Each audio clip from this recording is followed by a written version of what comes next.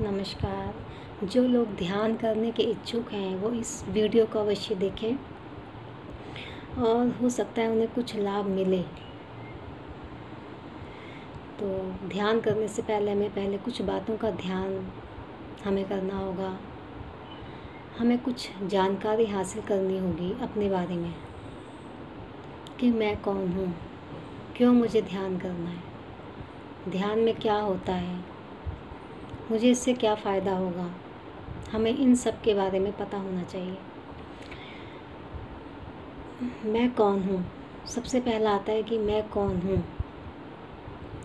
मैं किसी की बेटी, किसी की बहन हूँ, मैं किसी की माँ हूँ, मैं किसी की पत्नी हूँ, मैं किसी की बहू हूँ।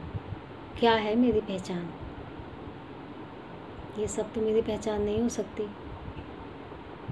क्या मैं, जो मेरा नाम है, क्या मैं गीता हूँ? अगर मुझे नाम नहीं पसंद आता मैं चेंज कर लेती हूँ, मैं सीता बन जाती हूँ, तो क्या मैं सीता बन गई? या फिर कोई और नाम? तो मैं तो नाम भी नहीं। अब आप कहते हैं कि मैं शरीर हूँ। शरीर भी कैसे हुए आप? जब आपका शरीर शांत हो जाता है तो जो आपका शरीर है 5 तत्वों का बना है। पृथ्वी, जल, अग्नि, वायु और आकाश, 5 तत्वों का बना हुआ है। और आपको सबको पता है, सब जानते हैं कि ये जो शरीर है वो 5 तत्वों में ही विलीन हो जाता है। तो विलीन हो गया तो इसका मतलब मेरा वजूद क्या है? कुछ भी नहीं, केवल एक पुतला हूँ मैं और कुछ भी नहीं। मैं क्या हूँ? मैं एक आत्मा हूँ। मैं एक आत्मा हूँ। ये जो शरीर है मेरा, ये मेरी आत्मा का एक चोला है। मेरी आत्मा वस्तुओं को बदलती रहती है। मेरा शरीर शांत हो जाता है, उसके बाद मेरी आत्मा किसी और शरीर में चली जाती है, वो उसका वस्तु बन जाता है। ऐसे ऐसे करके कितनी बार मैं जन्म लेती हूँ और कितनी बार मेरा शरीर शांत होता है। तो आत्मा कभी मरती नहीं, केवल यहाँ से निकल जाती है, फिर किसी और शरीर में चली जाती है। तो इसका मतलब आत्मा कभी मरती नहीं है। मैं कभी नहीं मर सकती, केवल मेरा शरीर शांत हो सकता है, मुझे कुछ नहीं हो सकता। अपने अंदर पहले तो इस भावना को बैठा लें कि मुझे कुछ नहीं हो सकता, मैं कभी भी नहीं मर सकती। ठीक है। अब ध्यान के लिए दूसरी बात क्या है? दूसरी बात क्या है ध्यान के लिए? हमारा मन बिल्कुल स्वच्छ और बिल्कुल निर्मल होना चाहिए। हमारे मन के अंदर ना किसी के लिए भी कोई बुरी भावना नहीं होनी चाहिए। सबसे पहले हमें क्या करना है? अब आप बचपन से लेकर अभी तक कई लोग होंगे जिन्होंने आपको कुछ ना कुछ कहा होगा। किसी की बात से मुझे चोट लगी होगी, मेरा दिल रोया होगा। कोई भी हो सकते हैं, आपके भाई बहन, रिश्तेदार, आपके इन लॉज, कोई भी हो सकते हैं। होता है जब घर परिवार में रहते हैं तो कुछ छोटी मोटी बातें होती हैं, और छोटी मोटी बातें होती हैं तो कुछ ना कुछ होता ही है। तो उन बातों को हम अपने दिल पे बैठा लेते हैं। जैसे पानी का घड़ा होता है ना, घड़े में आप थोड़ा सा पानी डालेंगे, फिर थोड़ा सा डाला, ऐसे डालते डालते वो घड़ा पूरा भर जाता है।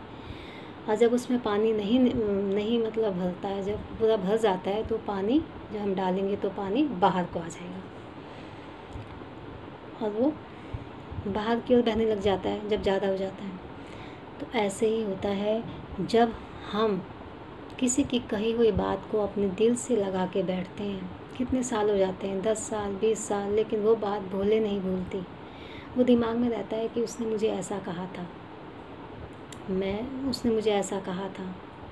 अब क्या है कि जिसने कहा था वो तो भूल गया, उसको तो ध्यान भी नहीं है, लेकिन आप उस बात को मन में बैठा के बैठे हैं कि उसने मुझे ऐसे कहा था। तो मन में बैठाया हुआ है आपने वो बात को, तो वो बात एक घाव के रूप में बैठ जाती है और धीरे धीरे उस बात का वो घाव इतना बढ़ता जाता है कि कोई ना कोई भयंकर बीमारी का रूप ले लेता है। जैसे घुटनों में दर्द, सर्वाइकल, डायबिटीज़, अस्थमा और न जाने क्या क्या बीमारियाँ। फ्रोजन शोल्डर, हम कहते हैं ना कि फ्रोजन शोल्डर ऐसे सो गए, हम हाथ टेढ़ा कर लिया इसलिए ऐसा हो गया वो हो गया, लेकिन नहीं, ऐसा सबसे पहले जो रीज़न होता है ये हमारे दिमाग का खेल है कि हमें इन बातों को अपने दिल से बिल्कुल भुलाना होता है। अगर हम चाहते हैं ना कि हम स्वस्थ रहें, अगले बंदे को तो वो तो भूल ही गया मैंने क्या कहा था, लेकिन हम उस बात को मन में बिठा के बैठे। ठीक है, तो हमें सबसे पहले तो पहली बात तो क्या बताई मैंने, मैं कौन हूँ, पता चल गया कि मैं एक आत्मा हूँ। और मेरा स्वभाव, उस आत्मा का स्वभाव कैसा होता है, मेरा जो असली स्वभाव है वो क्या है, शांत, सबसे प्रेम करने वाला और शुद्ध, निर्मल, ये मेरा स्वभाव है। अगर मैं कुछ बदलती हूँ तो वो मेरी कमी है। ठीक है, अगर मेरा स्वभाव अब बुरा हो गया है तो वो मेरा शरीर का स्वभाव है, मेरी आत्मा का नहीं। ठीक है, तो इसलिए अपने मन को शांत रखना है। पहली बात हो गई मैं कौन हूँ, मैं आत्मा हूँ। दूसरी बात जो मैंने बताई कि दूसरे को माफ़ करना, दूसरे को फॉरगिव करना, दिल से, खाली मन से नहीं, खाली बोल दिया जी मैंने उसे माफ़ करा, नहीं, उसको आपने आंखें बंद करके सामने ईश्वर को अपने महसूस करके ईश्वर के सामने, ईश्वर उस बात का साक्षी बने। ये खाली मुंह से बोलना नहीं है कि बस मैंने बोल दिया जी मैंने तो माफ़ कर दिया, और ऐसे नहीं। और उस मतलब आपको ऐसा माफ़ करना है कि आप उस बात को ही भूल जाएं कि क्या हुआ था। उसको कहते हैं कि दिल से माफ़ करना, आंखें बंद करके प्रभु का ध्यान करके कि हे प्रभु, उनके चेहरे को याद करें, उनके चेहरे को अपने सामने देखें कि आपके सामने खड़े हैं और आप उनसे माफ़ी मांग रहे हैं। उन्होंने कुछ भी, कितना भी बुरा किया हो, कुछ भी बोला हो, लेकिन आपने उन्हें माफ़ी देनी है। ये माफ़ी देना आसान नहीं है। आप सोचेंगे कि बस बोल दिया जी हो गया है, और कई बार तो मन में ये होता है कि भाई मुझे तो उसने ऐसा ऐसा कहा था, मैं क्यों माफ़ करूं, मैं तो माफ़ कर ही नहीं सकता हूँ, मैं कभी भी नहीं। तो ये अगर आपने ये सोच लिया ना, तो ये समझो कि आप अपने अंदर कोई ना कोई बीमारी को ले रहे हैं। कुछ ना कुछ होगा, कुछ भी बन सकता है। वो नासूर बड़ा होके एक बहुत बड़ा घाव बन जाएगा और आप कहेंगे कि पता नहीं क्या हो गया। आप डॉक्टर के चक्कर लगाएंगे, दवाइयाँ खाएंगे, कोई फ़ायदा नहीं होगा। कुछ आराम होगा, पेन किलर खाएंगे तो उसके बाद फिर वही हाल। तो इसको आपने जड़ से अपने अंदर से निकालना है, बिल्कुल। ठीक है, करेंगे ऐसा। तीसरी बात, आज मैं 3 ही बात बताऊंगी आपको, बाकी उसके अगले एपिसोड में बताऊंगी। तीसरा है कि हम यहाँ पर क्यों आए हैं, हम क्यों आए हैं, किसने भेजा हमें और क्यों भेजा है। कहते हैं ना कि हम आए हैं और हमें वापस जाना है, तो भाई जब जाना ही था तो वापस ही क्यों, इधर ही क्यों आए, आते ही नहीं, प्रॉब्लम सॉल्व हो जाती। नहीं, हम यहाँ से कितने सारे कर्मों को साथ लेकर जाते हैं, अच्छे भी और बुरे भी। अच्छे तो कम होंगे और बुरे ज़्यादा होंगे, और जिसके साथ हमारे कर्म होते हैं, जुड़े होते हैं, हम उन्हीं के साथ वापस आते हैं। इसीलिए कहते हैं कि आत्मा मरती नहीं है, वापस आती है। इसीलिए हमें किसी के मरने पर इतना ज़्यादा ग्लानि नहीं करनी चाहिए। उसको एक आत्मा के रूप में देखें। शरीर के रूप में देखेंगे तो आप परेशान हो जाएंगे, हर पल आपको उनकी याद आएगी। लेकिन उस शरीर को एक आत्मा के रूप में देखें। ठीक है, तो भगवान ने। हम कहाँ, हमारा असली घर कहाँ है? हमारा असली घर ईश्वर के घर है। भगवान के पास हमारा असली घर होता है। और ईश्वर हमें, भगवान हमें अपने अपने वो पूछता है कि तुम्हें कहाँ जाना है, तुम्हें किस घर में जाना है, तुम्हारे माँ बाप कौन बनेंगे। वो भी हम ही डिसाइड करते हैं कि हमने कहाँ जाना है, और हम उन्हीं के कोख में जाते हैं और उन्हीं के घर में आते हैं।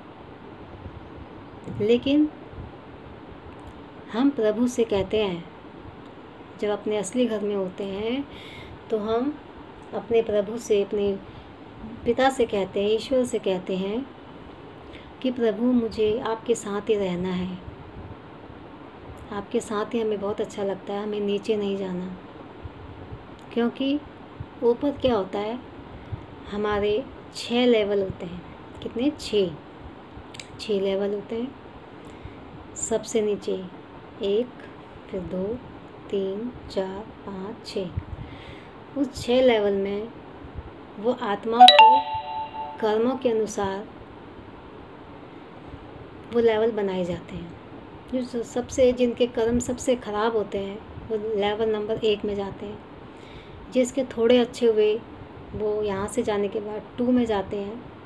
जिसके और अच्छे हुए वो 3 में जाएंगे, जिसके और अच्छे हुए वे 5 में जाएंगे, और जिसके और भी अच्छे हुए वो 6 में जाते हैं। और वहाँ पर वो भगवान के साथ रहते हैं, वो एंजल बन जाते हैं। तो प्रभु कहते हैं ठीक है, तुम मेरे साथ रहना, लेकिन अपने कर्मों को अच्छा बना के आओ, एक पॉजिटिव वाइब्रेशन लेकर आओ। नीचे जाकर केवल अपने कर्मों का भुगतान करना और केवल अच्छा काम करना, अपने कर्मों को अच्छा बनाना। बुरे कर्म अगर करोगे तो आपका लेवल नीचे हो जाएगा। ठीक है, हम वादा करके नीचे आ जाते हैं, लेकिन नीचे आने के बाद यहाँ पर तो हर सभी प्रकार की आत्माएं रहती हैं, कोई अच्छी हैं, कोई बुरी हैं। तो उनके साथ रहते रहते हम लोग मोह माया में भी फंस जाते हैं, और हमें भूल जाते हैं कि हमने प्रभु से क्या कहा था। इवन हम तो उनको याद करना ही भूल जाते हैं। दुख होता है तो याद करते हैं, हे भगवान ये क्या हो गया मेरे साथ, आपने ऐसा क्यों किया। भगवान को दोष देते हैं। लेकिन जब अच्छा होता है तो हम भूल जाते हैं, याद ही नहीं करते। तो यहीं पर हमारी गलती होती है कि हमें प्रभु को हर समय, हर किसी भी परिस्थिति में याद करना चाहिए, और डेली करना चाहिए। परिस्थिति को तो छोड़ो, डेली करना चाहिए। सुबह शाम जब आप खाली बैठे हो, हमेशा आप ध्यान में रह जाएं, प्रभु को हमेशा याद करें। ठीक है, ये बात हो गई। अब हमें क्या करना है, ये सब जो हमारे पास है ना, वो किसने दिया है? भगवान ने दिया है ना। हम कहीं से कमा के लाए? जब हमारा जन्म हुआ था तो हमारे पास क्या था? कुछ भी नहीं। हम इस घर में आए, भगवान ने मकान दिया, बंगला दिया, गाड़ी दी, पैसे दिए, सब कुछ दे दिया। तो ये सब भगवान का ही तो हुआ, हमारा तो कुछ भी नहीं है। हमारा तो कुछ भी नहीं है। तो हमें अपनी किसी भी चीज़ पर घमंड नहीं करना चाहिए। हमारे किसी भी बात में मैंपन नहीं आना चाहिए कि ये मेरा है। मेरा कुछ भी नहीं, मेरा कुछ भी नहीं, सब मेरे प्रभु का दिया है। और वो जो भी लेना चाहें तो वो उनकी अपनी इच्छा है। मुझे घमंड करना ही नहीं है। मुझे क्या करना है? मुझे भगवान को धन्यवाद देना है, थैंक यू बोलना है। किसके लिए बोले थैंक यू? अपनी सब चीज़ों के लिए।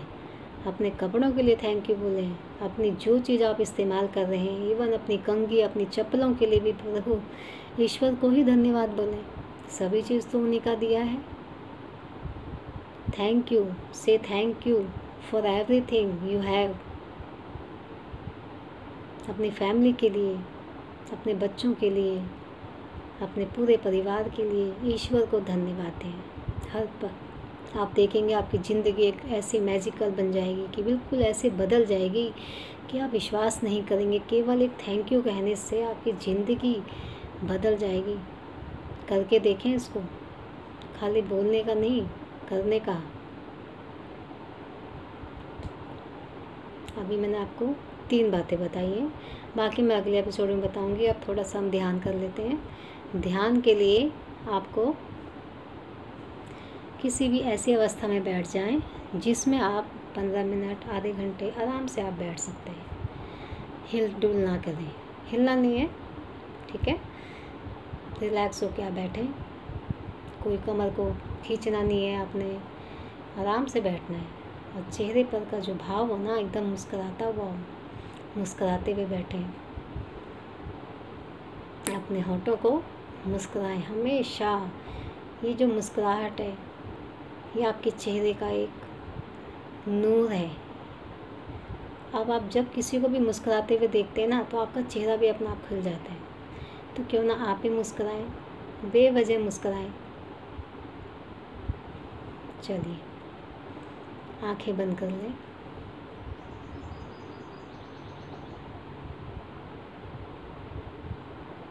धीरे धीरे श्वास को भरें। श्वास को धीरे धीरे बाहर,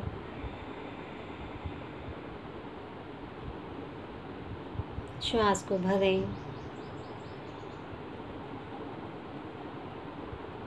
धीरे धीरे बाहर। इसी क्रिया को दोहराते जाएं।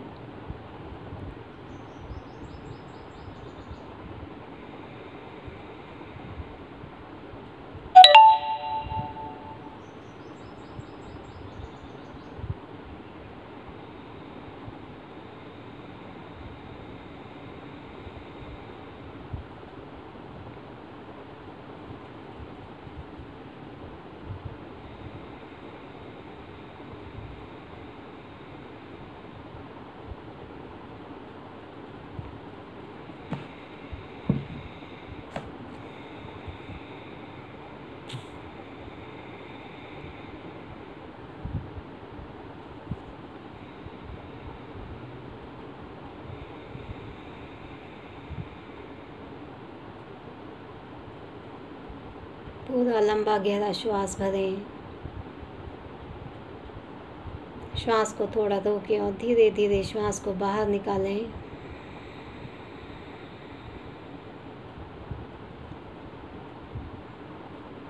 अपनी आती और जाती श्वासों को निहारें।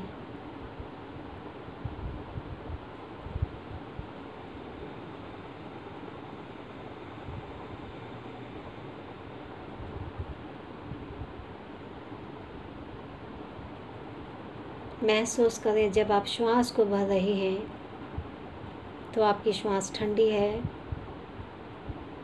जब आप श्वास को बाहर निकालते हैं तो आपकी श्वास गर्म हो जाती है।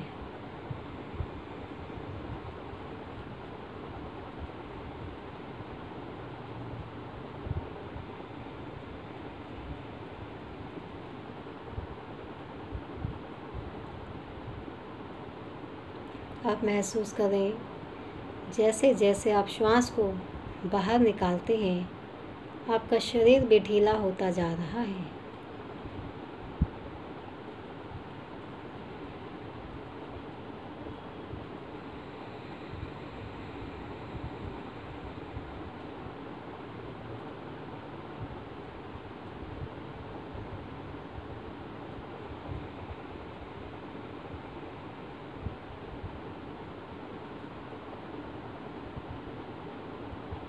आप धीरे धीरे अपने शरीर का मानसिक अवलोकन करें। अपनी टांगों को देखें,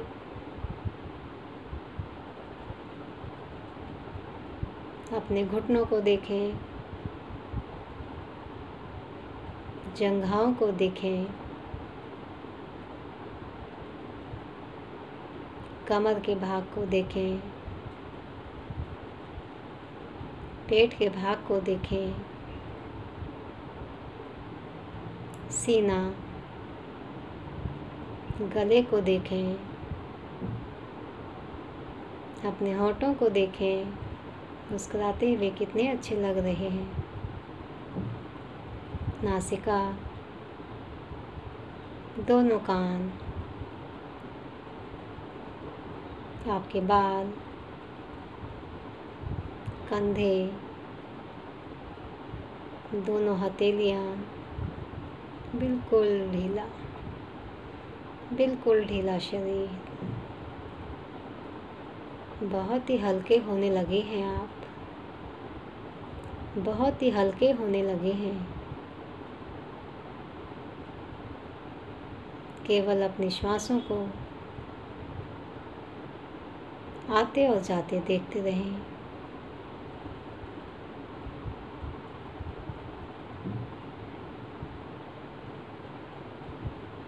यहीं से ओम का जाप करेंगे।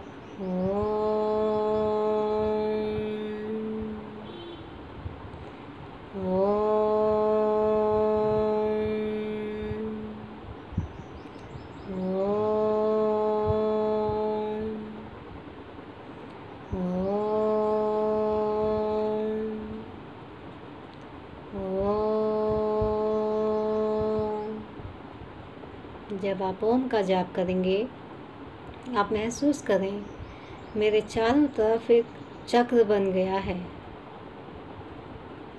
एक गोल घेरा बन गया है। जितना हम ओम का जाप कहते हैं, वो जो घेरा है वो बढ़ता ही जा रहा है। उस चीज़ को आप विजुलाइज करें, देखें, उसकी कल्पना करें मन ही मन, चेहरे पर मुस्कान के साथ।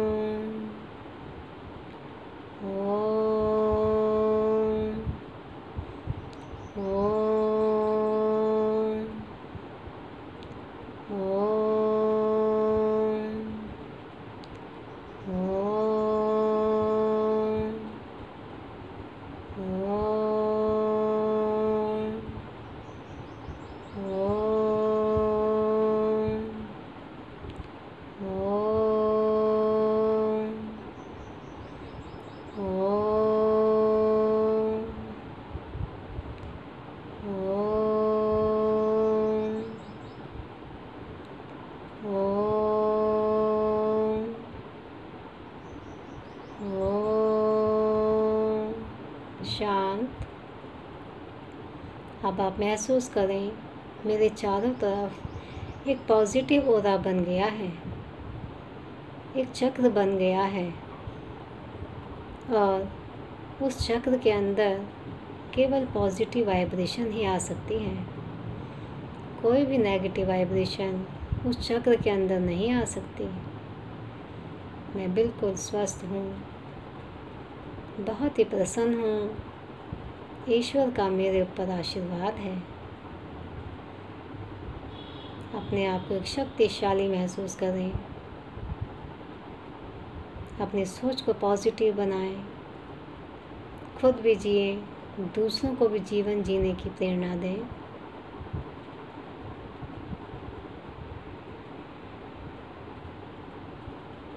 कुछ क्षण शांत होकर बैठे रहें।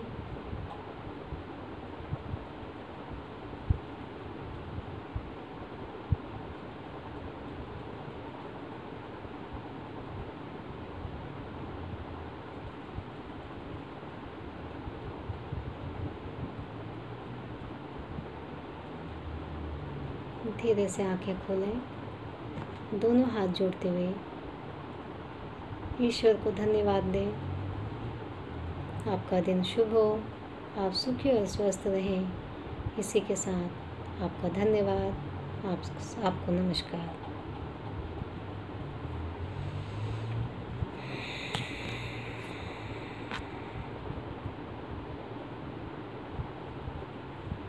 पच्चीस मिनट।